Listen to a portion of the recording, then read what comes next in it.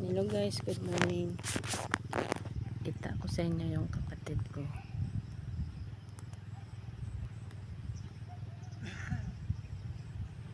Yung paa niya namamaga.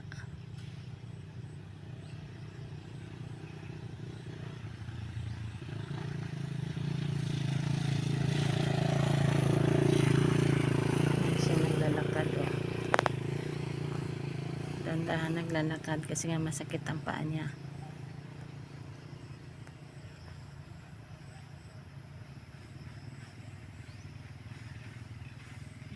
Okay.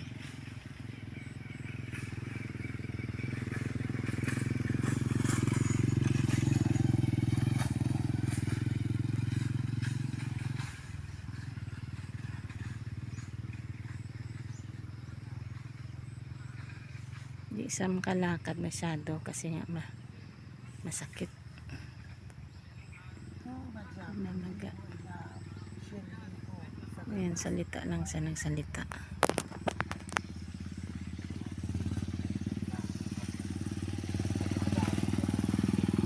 Salita lang siya ng salita kasi medyo may ano niya eh. Nag-aral yan siya noon, daming kurso yan. Una yung kurso computer, tapos AB. Pagkatapos si AB, hindi lahat yan natapos, nag-shift siya ng nursing. Ngayon doon siya na ano sa nursing niya, medyo nag-anong utak niya, nag-black minded siya. Tapos gumaling na siya kasi pinagamot siya, dinala siya sa pagamutan.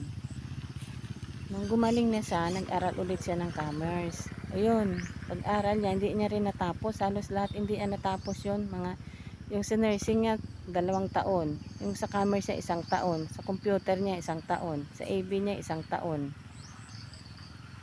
Yun, hindi talaga niya tapos lahat yun. Hindi na siya bumalik sa ano niya, maayos na katinuan.